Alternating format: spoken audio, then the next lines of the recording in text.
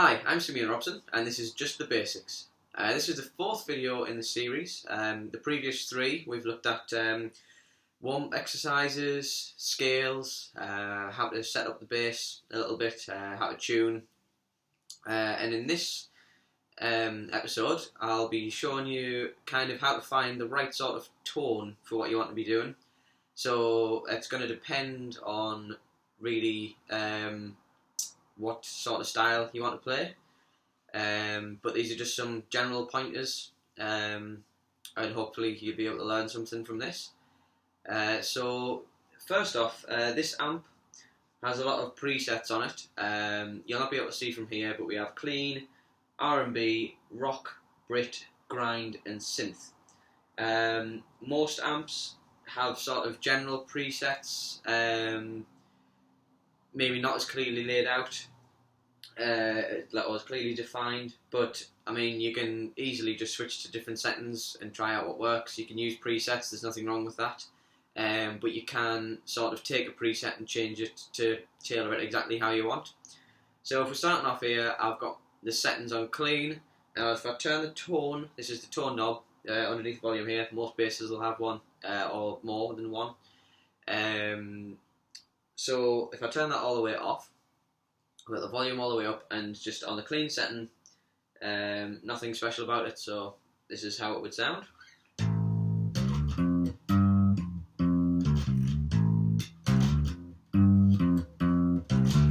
So yeah, it's quite deep. It's got quite a sort of, I mean obviously the bass is going to be low anyway, but it has like quite a low, the sound sort of comes through like it's more through the bass tones than the higher tones, so you're getting a lot of deeper notes there, and the higher notes aren't standing out as clearly.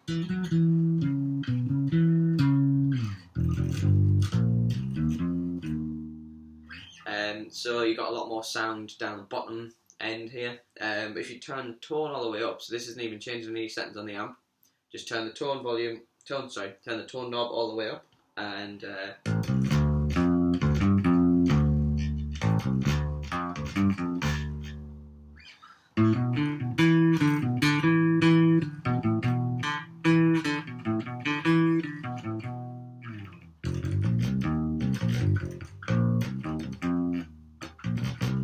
so that kind of balances it all out a bit more.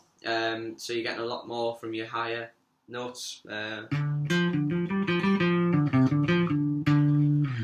and the lower notes are kind of coming more into line with the rest of everything else rather than standing out. But with this particular bass, it's really the mids that stand out. You got some really punchy mids, especially with the tone all the way up. So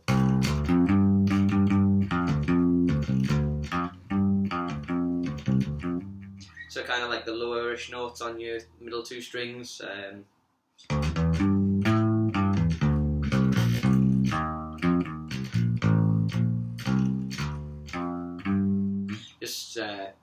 That's where sort of the main range for this is. But if you switch to some more settings on the amp, so we've got the R&B one here, which is this is based on James Jameson's settings, like his amp and his sound. He was a famous Motown bassist. He's known for playing with the Jackson 5 a lot. He did a lot of Motown tracks. So this is what this setting sounds with. We'll keep the tone up, but this is just the R&B sort of preset.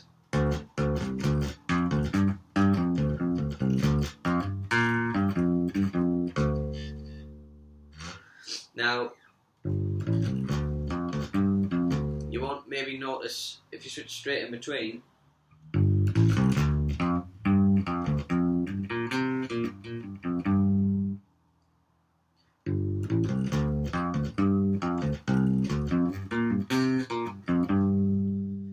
Although the first setting is the clean setting, the R&B has almost a cleaner sort of tone to it. The lower notes aren't as sort of like punchy. It sort of tones them down a little bit. Sort of smooths the sound out a little. There's not too much difference in the highs, but definitely the lows. Just to sort of smooth the tone there. Let's move on to rock. This is just sort of like a generic sort of modern setting. It's for bass players just playing in sort of, I guess, indie type bands or just any rock bands that are going on at the minute. So this is what this one is.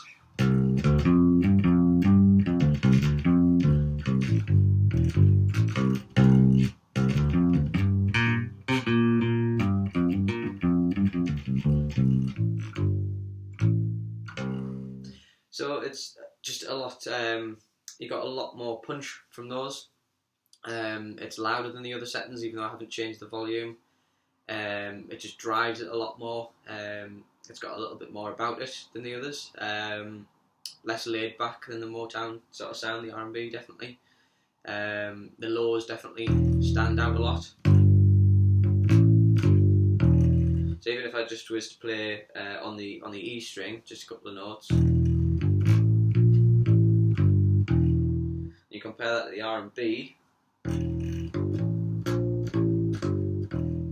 a lot more punch in the rock sound.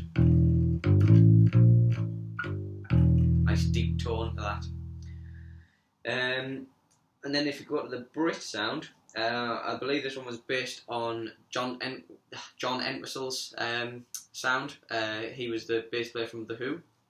So this is a more sort of traditional, sort of British, as it's called, Brit, obviously 60s, 70s type of bass sounds that you would find in bands of that sort of era. So let's give this one a listen.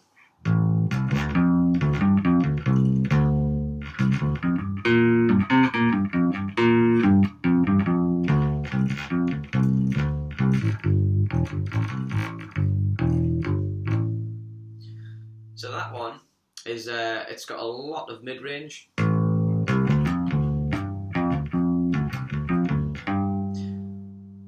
It's got quite that sort of rich tone to it.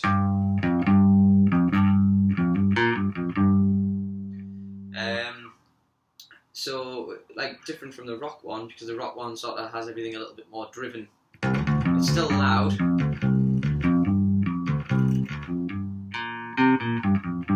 But if you listen to the difference,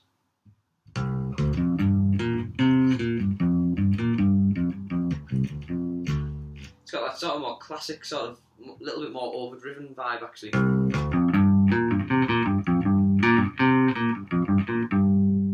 So that would be the classic Entwistle sound.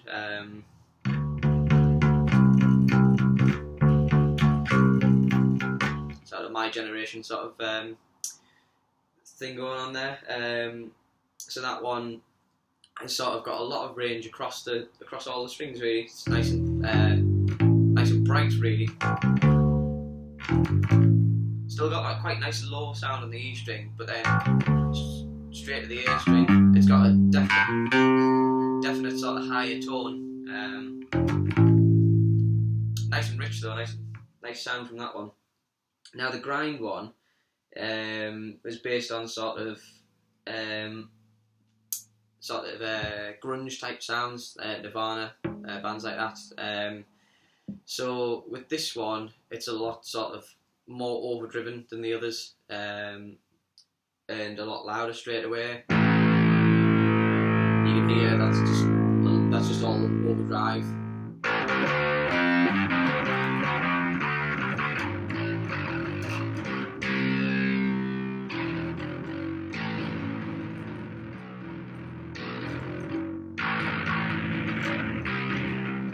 So the notes kind of become a little bit lost if you're playing on that one a bit too much, because it's kind of got, they're kind of going for almost more of a guitar sound with that one, like a guitar overdrive, which doesn't always work. It can sound quite good if you're playing like a really heavy, punchy song. It would definitely work for that, but kind of, it's not really the right setting if you're just playing in most bands. Even rock bands, it's a bit too much overdrive. You do want a bit on. You want to be able to stand out, and you want everyone to hear. But the tone of the bass itself is just lost underneath all the drive on it, and it loses a bit of its uniqueness.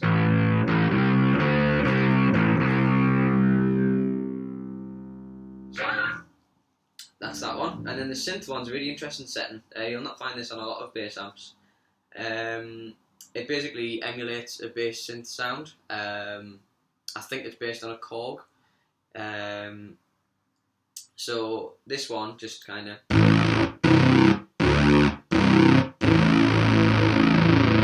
very, very electronic sound. Very useful if you're playing in a band that's maybe covering like electronic dance songs, or if you're writing your own, because then you can get the sound of a synth without needing a synth. So if you're a bass player, or you have a bass player who wants a synth type sound, then this amp's got a really good preset for that. It is quite loud, it stands out a lot, very, very electronic. Doesn't really work as much at the lower end, but the higher end's quite nice.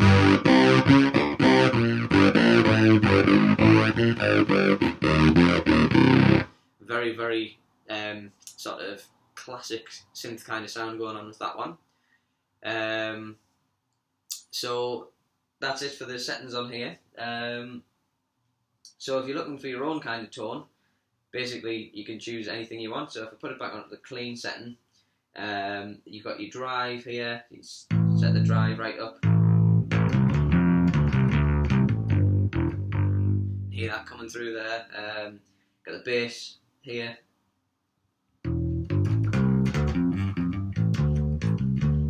Really deep settings.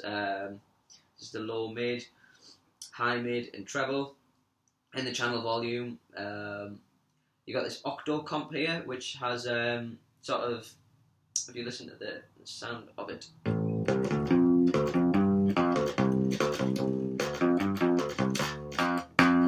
Sort of like takes the lower out of it, sort of. Kind of gives it a lot of a higher tone.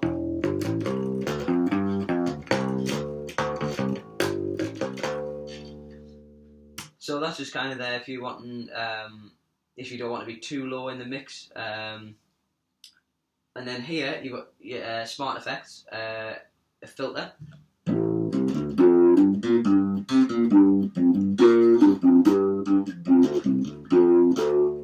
That's sort of a wah sound. Octaver, which gives you it's hard to hear it there, but it's giving it a lower octave as well. So you've got two sort of, it's almost like doubled.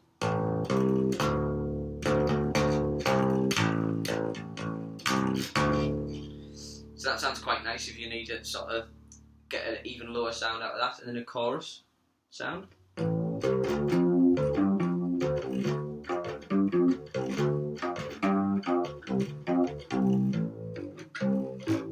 That's got the kind of like flange type sound to it. I don't tend to use these that much, but you basically just want to kind of fiddle around with the settings on your amp. Most amps will have the bass, low mid, high mid, and treble settings. So if you want a nice deep sound, you'll want your bass and your low mid up. Maybe roll the high mid back a little bit and the treble off the way. That's kind of. Oh, sorry, I've still got the filter on there.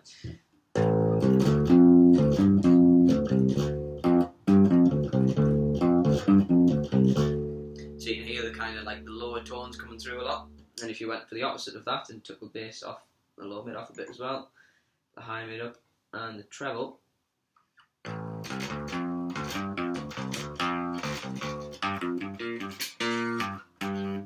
You hear there, that's kind of, it's lowered the whole thing actually, but it's just taking the lows out a bit. Just put those back up.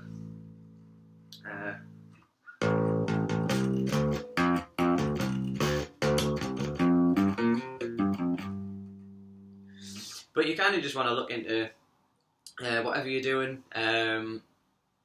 Obviously, it's going to depend on the style that you're going for. For me, if I'm generally playing, I'll go for something with a bit of nice bit of bass in. I like the high mids to be up a bit, treble off a little bit, especially with this bass because it's got some nice highs anyway, and the low mid on a bit as well.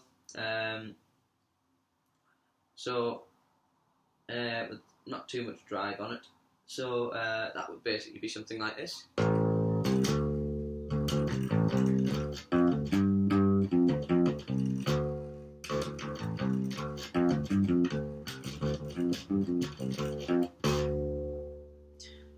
to kind of generally sort of all the strings.